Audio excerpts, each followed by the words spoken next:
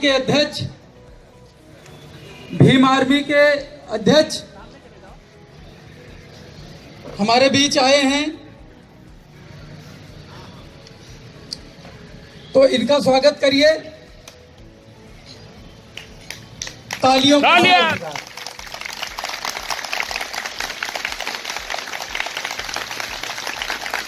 बताना चाहेंगे कि हम लोग 2011 में नियुक्त हुए थे और यहाँ पर 2011 से अभी तक हम लोगों को जो, चूंकि हम लोगों की नियुक्ति जो हुई थी वो सरकारी कर्मचारी के तहत हुई थी, और चाहे वो पुनरीक्षित वेतनमान हो, चाहे हमारा एनपीएस खाता खोलना हो, चाहे हमारे मृतक आश्रितों को नौकरी मिलना हो, कोई भी व्यवस्था हमको अभी 12-13 वर्षों में कोई भी व्यवस्था हमारे उच्च अधिकारियों ने नहीं दी है, जिसको लेके पिछले 37 दिन से हम लोग धरना पर बैठे हैं और ये अनिश्चितकालीन धरना है। इससे पहले 10 अगस्त को भी हम लोग धरने पर गए थे, तो उस समय एलडीए सचिव ने हम लोगों को आश्वासन दिया और हमारी वार्ता कमिश्नर लखनऊ से कराई। कमिश्नर लखनऊ ने हम लोगों को पूर्ण आश्वासन दिया कि आपकी मांगें जायज हैं और इसका निस्तारण हम एक हफ्ते से लेकर 15 दिन के अंदर हम जरूर से जरूर करवा देंगे। हम लोगों ने 4 महीने इंतजार किया, लेकिन हम लोगों की समस्याओं का निस्तारण नहीं हुआ।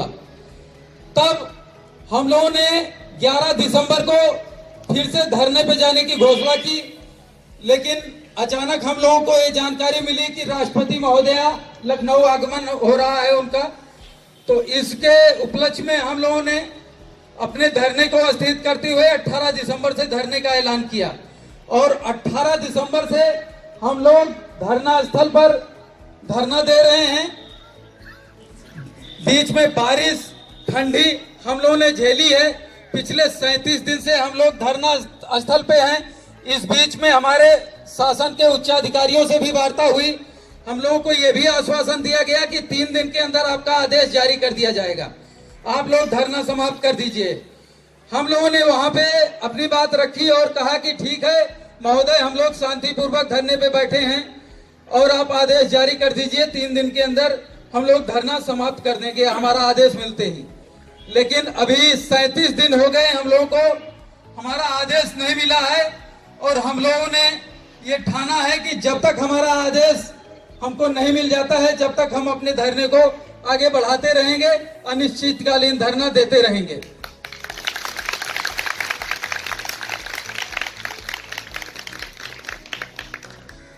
तो साथियों, आपके बीच में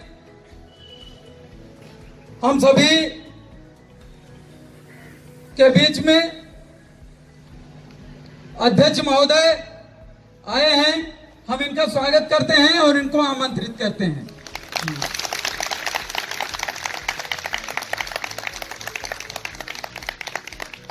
बहुत बहुत धन्यवाद।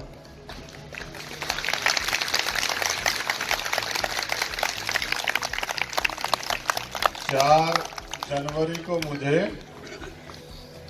आपके आंदोलन की जानकारी मिली थी। पार्टी ऑफिस से मेरे पास संदेश आया कि स्मारक की सुरक्षा स्वच्छता के लिए जो भर्ती हुई थी उनका आंदोलन चल रहा है और सरकार उनकी मांगों को लेके लापरवाही का रवैया इख्तियार कर रही है। 5 तारीख को आप लोगों को वार्ता के लिए शायद बुलाया गया, जिसमें आपके बीच जो आप ही के साथी हैं उनको वार्ता के लिए बुला के वीसी द्वारा अरेस्ट भी करा दिया गया, झूठे मुकदमे भी लगाए गए, सस्पेंड भी कर दिया गया। 5 तारीख को फिर मैंने सोशल साइट एक्स के माध्यम से, ट्विटर जिसको कहते थे पहले, उसके माध्यम से अपनी बात रखी और आपकी इस आवाज को, लड़ाई को मजबूत करने का मैंने प्रयास किया और सरकार से मांग की कि वो आपकी मांगों को सुने। आज एक आवश्यक मीटिंग से मैं लखनऊ आया था, मेरे फोन में सुबह ही एक संदेश पड़ा हुआ था कि जब आप वहां जाएं तो समय निकाल के स्मारक समिति के जो साथी वहां 37 दिन से आंदोलन कर रहे हैं उनके बीच भी एक बार जरूर जाएं। उनकी पीड़ा को देखें, महसूस करें और कोशिश करें कि उनका आंदोलन जल्दी जल्दी सफल हो जाए, जिससे कि वो अपने घर परिवार में लौट सके। मैं आपके संघर्ष को सलाम करता हूं, जय भीम करता हूं, क्योंकि संघर्ष का रास्ता ही कठिन है और जो मातृशक्ति हमारी बहनों के, माओ के रूप में यहाँ मेरे बाईं तरफ बैठी है, मैं उनके संघर्ष, क्योंकि महिलाओं के जीवन में तो प्राकृतिक एक संघर्ष है बचपन से लेकर जीवन के अंतिम समय तक। हमेशा उनको जो है भारत में जो व्यवस्था है उसके अधीन, दूसरे के अधीन ही रहना पड़ता है जब से वो पैदा होती हैं और जब तक वो उनका जीवन समाप्त होता है, वो दूसरे के जरिए इस देश में उनको चलना पड़ता है, पहले पिता के जरिए। यहाँ तो सच ये है, पैदा होने के लिए भी परमिशन की जरूरत होती है। बेटी है तो माँ बाप तय करेंगे पैदा करनी नहीं करनी है, बेटा हो तो एक बार को कोई बात नहीं। तो फिर कितना पढ़ेगी, क्या पहनेगी, क्या खाएगी, कहाँ आएगी, कहाँ जाएगी, किसके साथ जाएगी, ये भी परिवार के लोग तय करते हैं। फिर किसके साथ उसकी शादी होगी, ये भी परिवार के लोग तय करते हैं। वो नौकरी करेगी नहीं करेगी, ये ससुराल के लोग तय करते हैं। फिर और तमाम तरह की जो जिंदगी है उसकी, वो अपने परिवार, ससुराल, बच्चों में ऐसे बीत जाती है। और अंत एक कड़वी सच्चाई ये है कि अभी तो माँ बाप की इतनी इज्जत है कि माँ बाप को घर से बाहर निकालते, बच्चों को अनाथ आश्रम भेजते हुए आजकल परहेज नहीं होता। तो मैं अपने हकों के लिए लड़, मैंने हमारे भाई से बहुत सारी बातें आपके आंदोलन के विषय में जानी, किस तरह से 13 साल से आप लोग एक एक पल जो है इस आंदोलन में, इस संघर्ष में, जो ये भी एक आंदोलन ही है, पेट को पालने का आंदोलन है जो आप अभी तक चला रहे थे नौकरी के रूप में। 13 साल से आप काम कर रहे हैं। 13 साल में जो 13 साल पहले चीज 100 रुपए की थी, आज वो मार्केट में 300-400 रुपए की होगी। मेरे अच्छी तरह याद है कि बहुत सारी ऐसी सामान है जो 13 साल पहले 50 रुपए के मिल जाते थे, आज वो 250-300 रुपए के मिलते होंगे। ये कैप भी उसका उदाहरण, जो सर पे हमने कैप ओढ़ रखी है, आजकल मार्केट में ये भी 200-300 रुपए की मिल रही है, पहले 20-30-50 रुपए की मिल जाती है। यानी कि कई गुना जो है दाम बढ़ गए। पेट्रोल डीजल के दाम 50-60 रुपए करीब होते, तब 100 रुपए के लगभग है। आधे का फर्क, आधे से ज्यादा जो है दुगनी कीमतें हो गई है। लेकिन आपकी तनख्वाह के बारे में जान के मुझे बड़ा अचरज हुआ कि आप वहीं के वहीं जहां से आपने शुरुआत की थी। फिर एनपीएस के नाम पे घोटाला कर दिया, 800 करोड़ रुपए का घोटाला भी हो गया। हर महीने उसमें से 10% आपकी सैलरी भी वो काटते रहे। 13 साल, राम जी को भी 14 साल का वनवास था। कल तो मैं सोच रहा था कि भाई अब तो राम आ गए हैं, तो अब मुझे लगता है कि किसी की जिंदगी में कोई समस्या नहीं रहेगी।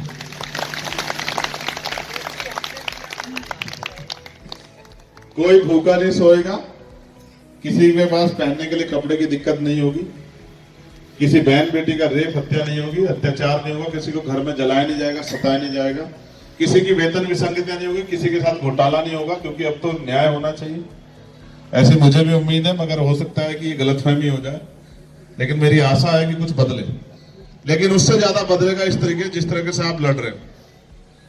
मैंने आपकी मांगे पढ़ी, आपकी सारी मांगे जायज है, और आपने जिन अधिकारियों से बात की उन्होंने भी आपको आश्वस्त किया होगा कि आपकी मांगे जायज। पुनरीक्षित वेतन, एनपीएस खाता, मृतक आश्रितों को नौकरी, चिकित्सा लाभ, अस्थायीकरण, 7वें वेतनमान का लाभ, दीपावली बोनस, एसीपी का लाभ। अभी जब मैंने इसको पढ़ा तो मैं मानता हूं कि अगर आपका स्थायीकरण वास्तविकता में स्वीकार कर लिया जाए तो आपकी सारी परेशानियां, जो आपकी सारी मांगे हैं, वो एक झटके से पूरी हो जाएगी। क्योंकि जब स्थायीकरण हो जाएगा तो इन सब का लाभ आपको मिलेगा। अब जिस प्रशासन, एडमिनिस्ट्रेशन थे, आपने आपसे 3 दिन का वादा किया, वो आपकी क्यों नहीं सुन रहा है? आपको अपनी बात रखने पे झूठे मुकदमे आपके ऊपर क्यों लगाए जा रहे हैं? आपको जेल में बंद करने का क्यों प्रयास किया जा रहा है? इसमें मुझे ऐसा लगता है कि सरकार ये चाहती है कि आप हार के घर चले जाओ। क्या आप हारने के लिए यहाँ बैठे हो? नहीं। मैं मानता हूं कि सरकार इतनी आसानी से सुनती नहीं। आप ये महसूस करो, आप सहारनपुर में नहीं बैठे हो, आप बागपत में नहीं बैठे हो, आप मुजफ्फरनगर में नहीं बैठे, आप सिद्धार्थनगर नहीं बैठे हो, आप लखनऊ बैठे हो, प्रदेश की राजधानी है, और यहां से मुख्यमंत्री चंद कदम पर रहते हैं। उनके मुंह में बैठी। आप महसूस करो, अगर वास्तविकता में मुख्यमंत्री आपको सुनना चाहते, बहुत जिम्मेदारी से कह रहा हूं, तो 37 दिन वो आपको इस ठंड से लड़ने के लिए यहां बैठने नहीं देते। अगर सच में मुख्यमंत्री आपकी तरफ देख रहे होते, सोच रहे होते, आपकी पीड़ा को समझ रहे होते, तो 37 दिन आपको यहां यूं मरने के लिए नहीं छोड़ते। अगर वास्तविकता में इस देश में महिलाओं को देवी समझा जाता, तो 37 दिन इन बहनों माओं को यहां जो है कपकपाती ठंड में नहीं बैठना पड़ता। मैं आपको बहुत जिम्मेदारी से बात कह रहा हूं, ऐसे नहीं मानेगी सरकार, लेकिन मानेगी जरूर, इस बात को आप याद रखें। आप एक तारीख तय कर लो, और वो तारीख मैं यहाँ हमारे सीनियर लोग खड़े हैं, डॉक्टर आकिब साहब और अमित जी, अनिकेत जी, सौरभ जी, आप इनसे वो तारीख तय करवा के वेरीफाई करवा लो। मैं खुद आऊंगा आपकी लड़ाई को आगे बढ़ाने के लिए, और हम लोग वहीं चलेंगे जहां के बैठे नेताजी को हमारी बात नहीं सुनाई दे रही। और आप विश्वास करो, जितनी तादाद में आप आओगे, उससे ज्यादा तादाद में हमारी पार्टी के लोग यहाँ रहेंगे, आपके पीछे खड़े होंगे, और हम लोग आपके साथ चलेंगे, और हम ये बताएंगे कि किस तरह से हक के लिए उठने वाली आवाजों को सरकार कुचलने का काम कर रही है। सरकार को लगता है अगर कुचलने का काम किया जाएगा, जो अपने हक के लड़ रहे, कोई बोलेगा नहीं, तो ये बात गलत है। मैं आपको कहूंगा कि आप अपनी लड़ाई को जारी रखें, क्योंकि ये ऐसे नहीं मानेगी, आप यहां बैठे रहोगे तो नहीं मानेगी। कुछ जा रहा है क्या उनका? भाई अगर उनको कोई परेशानी नहीं हो रही, तो फिर आप उनको क्या फर्क पड़ता है? अगर वो इतने सुनने वाले होते तो 37 दिन में सुन लेते, नहीं सुन लेते? अगर किसी मंत्री जी का मामला होता, विधायक जी का मामला होता, किसी अधिकारी का मामला होता, तो 37 घंटे में सुनवाई हो जाती। ये मामला उन गरीबों का है जिनके पेट इस नौकरी से पल रहे हैं। सरकार देने से तो गई, सरकार देने से तो गई, सरकार छीनने पर उतारी होगी। ये है सरकार का सच। अच्छा तो ये होता कि वो आपको कहते कि आप काम पे पहुंचो, आपकी मांगे जायज है, इनको पूरा करके हम लोग देंगे। अच्छा तो ये होता। मैं अभी गया था, कहा मरीन ड्राइव, वही एक कर्मचारी मुझे मिले अभी। जैसे मैं उतरा तो मैंने उनसे पूछ रहा था कि भाई कुछ समस्या अपनी बता दो क्या। तो उन्होंने कहा साहब हमारा धरना चल रहा है वहां। तो मैंने कहा वहां तो मैं जाऊंगा, लेकिन मुझे एहसास हुआ कि इन हालातों में भी हमारे लोग नौकरी करने के लिए मजबूर हैं, और जो आवाज उठा रहे हैं उनका मैंने सुना ट्रांसफर कर दिया गया है। कहाँ? बादलपुर, वही नोएडा के पास। चलो वहां तो मैं हूं, वहां तुम चिंता मत करो, वहां की टेंशन मत लो। मगर ये सही नहीं, ये सही नहीं। ये तो दिखावे के लिए सफाई करते हैं, कूड़ा फेंकते हैं और फिर झाड़ू से उसको साफ करके दिखाते हैं। ये है, लेकिन असल ये है जो इस जिंदगी में अपने घर को चलाने के लिए, इस काम को करने के लिए मजबूर। मैं आपकी जायज मांग जितनी भी है मैंने पढ़ी, और मैं आपकी मांगों का समर्थन करता हूं, और मैं आपको विश्वास दिला कहता हूं कि आप एक तारीख तय कर लीजिए। उस दिन ऐतिहासिक आंदोलन होगा, और जो नहीं भी सुनना चाहता उसको आपको सुनना पड़ेगा। क्योंकि बेटा होने के नाते, माओ का भाई होने के नाते, इनको सड़क पर बैठ के देखना मुझे स्वीकार नहीं। माए सम्मान के योग्य होती, का सम्मान होना चाहिए। और ये जो भाई, मैंने अभी पूछा, कोई बागपत वाला यहाँ बैठा है, कोई सिद्धार्थनगर वाला यहाँ खड़ा है, और भी सब लोग पूरे प्रदेश से चल के यहाँ आए हैं।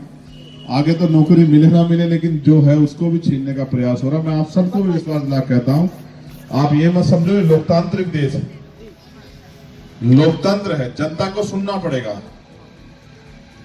आपकी मांग सुनी जाएगी, आप विश्वास करो। बस एक दिन मजा तब आएगा जब सब लोग, क्योंकि देखो कहते ना कि दरख्तों के कटने का किस्सा ना होता, कुल्हाड़ी में लकड़ी का हिस्सा ना होता। अगर हमारे लोग गैर जिम्मेदारी ना करे तो ये सरकार एक दिन में आपकी बात मान लो। आप तारीख तय कर लेना क्वेश्चन और बता देना, मैं वादा करके कहता हूं उसी दिन हल हो जाएगा। और मैं आज के बाद जहां भी जाऊंगा, रोज मेरी सभाएं रहती है उत्तर प्रदेश में, कहीं ना कहीं मैं मीडिया के लोगों में हर दिन आपके मामले को उठाने का काम करूंगा। रोज सरकार से सवाल पूछूंगा कर्मचारी एकता, स्मारक समिति लखनऊ है, कर्मचारी एकता, उनके बच्चों के पेट का निवाला काट के उनकी मेहनत की कमाई से 800 करोड़ रुपए का आपने घोटाला किया। आप अपने आप को ईमानदार कहते हो और वो लोग सड़कों पर बैठे हैं और आप लोग यहाँ बड़ी बड़ी बातें कर रहे हो। तो ये जो झूठ है, इस झूठ को बेनकाब करने का काम भी आज के बाद हम लोग करें। मेरा पूरा समर्थन आपके साथ है। आप सौरभ जी से बात करके तारीख तय कर लेना और अनिकेत जी यहाँ खड़े, मैं विश्वास लगा कहता हूँ उसी दिन सरकार को पता लग जाएगा कि कर्मचारियों के साथ हम सब लोग खड़े हैं। आपके लिए मंगल काम है, आपके हौसले की दाद देता हूं। ये देश वो है जिसमें शहीद आजम भगत सिंह पैदा हुए, जिन्होंने हंसते हंसते फांसी का फंदा चुमा। आजादी ऐसे नहीं मिली भाई, बहुत कीमत चुकानी पड़ी। आज हम आजाद हैं, आज हम यहाँ बैठ के अपनी बात रख पा रहे हैं। अधिकार हमें संविधान ने दिया है। ये राजतांत्रिक देश नहीं है कि राजा जो चाहेगा वही होगा, वो होगा जो जनता चाहेगी। आपके पैसे से चलता है देश, आपके पैसे चल रहा प्रदेश। आप भले 26,000 रुपए की नौकरी करते हो, लेकिन आप जो टैक्स देते हैं उसी से चलता है प्रदेश। मुख्यमंत्री नहीं लाते जेब से पैसे, मंत्री जी नहीं लाते जेब से पैसे। आपकी मेहनत की कमाई से जो आप कमाते हैं उसका 90% इसी प्रदेश में खर्च होता है व्यवस्था के रूप में। आप जो पैसा खर्च करते हो किसी भी इंस्टीट्यूशन के जरिए, चाहे आप किराए में खर्च करो, सामान खरीदने में खर्च करो, कपड़े खरीदने में, ये जो तमाम टैक्स लगे हुए हैं वो पैसा जो सरकार, उससे सरकार चलती है। हमारा पैसा इधर से भी खा रहे हो घोटाला करके, और हम जो टैक्स में दे रहे हैं उसको भी खा रहे हो, लेकिन हमारी तरफ नहीं देख रहे। तो ये सरकार हमारी तो नहीं हो सकती।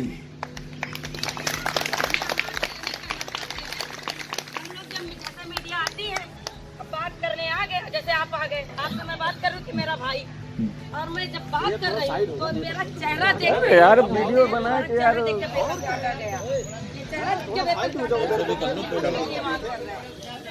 देखो, मैं तो डॉक्टर बाबा साहब अम्बेडकर को मानने वाला हूँ। मेरी बहन, बाबा साहब ने कहा किसी भी समाज की तरक्की या किसी भी देश की तरक्की उस देश में रहने वाली महिलाओं की तरक्की से मैं मापता हूँ। जितनी उस देश में महिलाओं की तरक्की हुई है, मैं मानता हूँ उसी देश में उतनी तरक्की हुई। अगर महिलाओं के चेहरे देख के वेतन कटने लगा है, इसका मतलब महिलाओं को भारतीय जनता पार्टी के लोग अशुभ मानते हैं। तो फूंक दे जल जा सारी महिलाएं, ना महिलाएं रहेंगी ना जनसंख्या पैदा नहीं, होगा। देखो ऐसा है, ये तो प्रकृति ने दुनिया का सबसे अनमोल तोहफा दिया है इस दुनिया को। तारीफ कर रहे हैं भैया। इनसे डरो मत ना। ऐसे अगर वीरांगनाएं डर जाएंगी तो फिर क्या ये हमारी बहन, नाम क्या है तुम्हारा? बिंदु। परसों पीड़ा, मैं क्या पूछ रहा हूँ, जब वो महिला जो ऐसे पुरुष पैदा करते हैं जो अपने आप को अहंकारी तानाशाह समझने लगते हैं, वो उसी महिला के पेट से तो जन्म लेते हैं ना। समझती हो, महिला कमजोर नहीं होती और वो अशुभ नहीं होती है। महिला जो है उसी से जन्म लेता हर इंसान। अगर मैं खड़ा हूं तो इसलिए खड़ा हूं, मेरी मां ने जन्म दिया। जो महिलाओं को अशुभ मानता हूं, जो महिला को बुरा मानता हूं, वो व्यक्ति नीच हो सकता है। महिला अशुभ नहीं होती। मैं फिर ये कहना चाहता हूं, उन्होंने गलत कह दिया तो आप अपने आप को क्यों सोचने लगी? सोच नहीं रहे भैया, फिर भी लड़ रहे हैं, हम लड़ेंगे। लड़ो, बिना लड़े कुछ मिलता है क्या? लड़के ही आदमी पेट से भी बाहर आता है। अगर लड़ाई ना हो तो पेट में ही मर जाए, समझ लियो। जब पैदा होता है और जब तक जीता तब तक संघर्ष है। मैं अपनी बहनों से कहूंगा हौसला रख के लड़ो। आपसे भी आग्रह करूंगा, आप जीतना चाहते हो ना, आप देखो पहले तो यूनिटी बना के रखो। ये मेरा नहीं, आपका आंदोलन है, याद रखो। किसका आंदोलन है ये? मैं इसको अपना आंदोलन नहीं बनाना चाहता, समझ रहे हो? वरना कल वो लोग कहेंगे कि हम तो उनकी वजह से नहीं कर रहे हैं। मैं तो करवाना जानता हूं ना। मैंने यहाँ 69 शिक्षक भर्ती के बच्चे अभी बाहर बैठे हैं, मैंने उनकी भी 6800 नियुक्तियां रिलीज करवा दी थी, लेकिन फिर इस निकम्मी सरकार ने उनका अधिकार छीन लिया। मैं सरकार को जानता हूँ, लुटेरी है। एक तो लुटेरी होती है, एक तो होते चोरी करने वाले, एक होते लुटेरी डकैती करने वाले। वो सरकार है ये। वो 6800 बच्चे वहां बैठे हुए हैं, 6800। उनसे पूछो उनके परिवार से, वो इनके दफ्तरों पे जाते तो लाठियां खाते हैं, अपमानित होते हैं, क्योंकि दलित पिछड़े वर्ग के हैं तो गालियां खाते हैं, उठा के फेंकते जाते हैं, उनको मुसीबतें होती है, वो यहाँ लड़ते रहते हैं। मैं उनके हौसले को देखता हूँ, लेकिन ये सरकार ऐसे निकम्मी सुनती नहीं। इसलिए कह रहा हूँ, पहले तो यूनिटी बनाओ, अपनी एकजुट रहो, गलतफहमी मत पैदा होने दो। आंदोलन इस तरह टूटते हैं, ठीक है? अपने निजी हित को छोड़ के पूरी अपनी ये तुम इसको अपनी कम्युनिटी मानो, कर्मचारी कम्युनिटी, इसके अधिकारों के लिए लड़ो मिलके। और फिर मैं विश्वास से कहता हूं, आपसे 4 गुना संख्या में हम लोग आपकी मदद करेंगे जब आप अपनी लड़ाई को लड़ने के लिए तैयार हैं। और यही नहीं करेंगे, पूरे उत्तर प्रदेश में करेंगे। हम पे संगठन है, पूरे देश में संगठन है, हर जिले पे कर देंगे हम। बस आप लड़ने का मन बना के आगे बढ़ते रहो। मेरी मंगल कामना, और अच्छे साथी हैं आपके साथ जो लोग इस लड़ाई को लीड कर रहे हैं।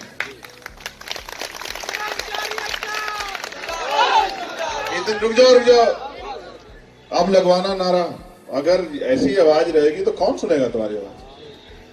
है ऐसी आवाज सुनेगा कोई? तो जोर से आवाज आनी चाहिए ना। ये रुक जाओ, खड़े हो जाओ बिंदु में, खड़े हो जाओ।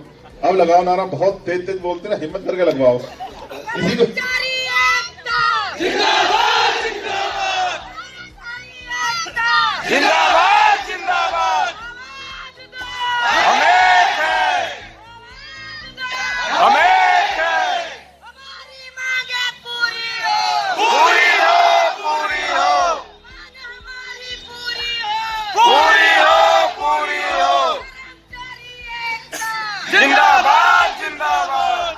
मुझे भरोसा हो गया, अब मुझे बहादुर बहन, मुझे भरोसा हो गया कि अब आप लोग जीत जाओगे।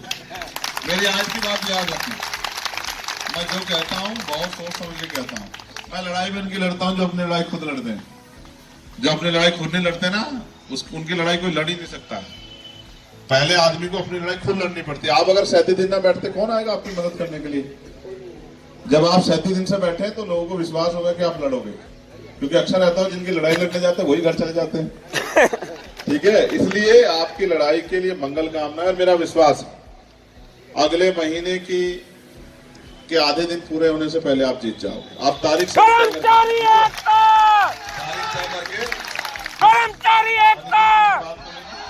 और सौरभ किशोर जी से बस मुझे बता देना, मैं उस दिन छुट्टी रखूंगा, यहीं आ जाऊंगा। हाँ बस ठीक है। आप सबके लिए धन्यवाद। हिम्मत करके लड़ो। लहरों के विपरीत जो है वो जिंदा लोग तैरते हैं। लहरों के बहाव में मुर्दा बहते हैं। आप जिंदा हो इसलिए यहाँ बैठे हो, इसलिए दम लगा के लड़ो। घबराना मत। आपकी एक की नौकरी नहीं जाने दूंगा, वचन देके कह रहा हूँ। ये बात मेरी वचन से याद रखना। किसी एक व्यक्ति की नौकरी नहीं जाने दूंगा। जितने सस्पेंशन हुए हैं सारे सस्पेंशन वापस होंगे और आपकी मांगे फ्री होंगी। मेरी बात को याद रखना, कुछ दिन की बात है। बस दम के लड़ो और तारीख तय कर लेना। उस दिन देखना आप तारीख तय करना। मैं बता रहा हूँ, मुख्यमंत्री आवास के घिराव की तय करना, उस दिन ठीक कर देंगे सब। लोकतंत्र है, आप याद रखना मेरी बात को। और आगे हम रहेंगे लाठी खाने के लिए। हम देखेंगे सरकार की लाठियों में कितना जोर है। ठीक है,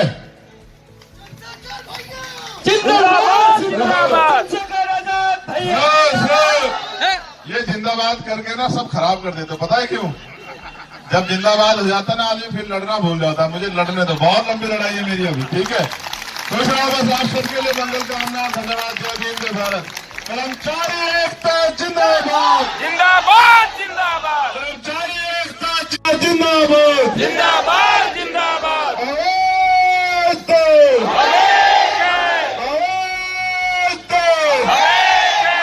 पूरी करो, पूरी करो, हमारी मांगे पूरी करो, पूरी करो, पूरी करो, हमारी मांगे पूरी करो, पूरी करो, पूरी करो। बहुत धन्यवाद। आप सबके लिए मंगल कामनाएं। अपने स्वास्थ्य का ध्यान रखना। ठंड बहुत है, ठंड बहुत है। अपने स्वास्थ्य का ध्यान रखना सब लोग। माँ बहनों का के लिए मंगल कामनाएं। खुश रहो सब लोग।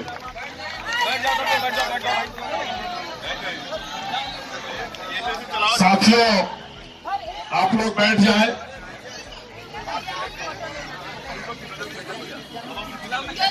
सभी लोगों से शांति चाहूंगा। राष्ट्रीय अध्यक्ष महोदय जी का बहुत बहुत शुक्रगुजार हूं, क्योंकि उन्होंने अपना बाहुल्य कीमती समय हम लोगों को दिया है।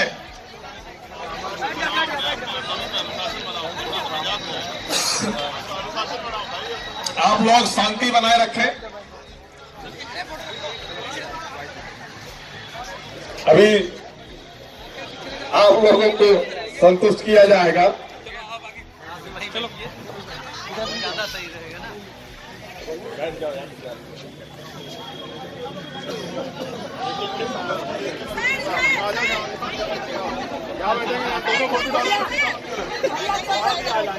नहीं कोई बात नहीं, कोई बात नहीं।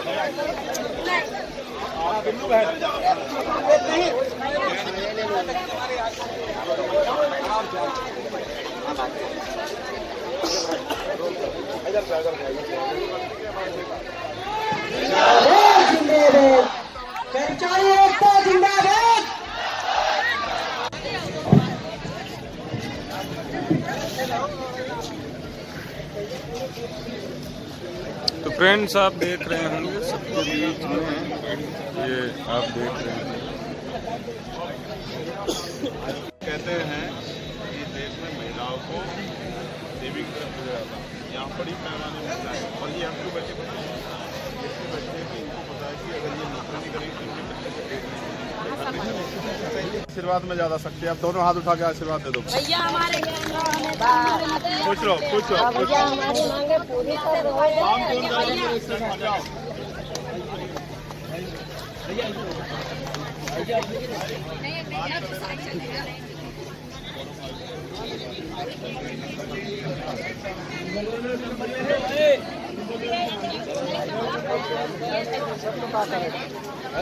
तो चंद्रशेखर आजाद जी का भीम आर्मी के उनका सहयोग मिल रहा है और उन्होंने आश्वासन भी दिया है कि 1 महीने के अंदर हम सभी लोगों की मांगे पूरी हो जाएंगी।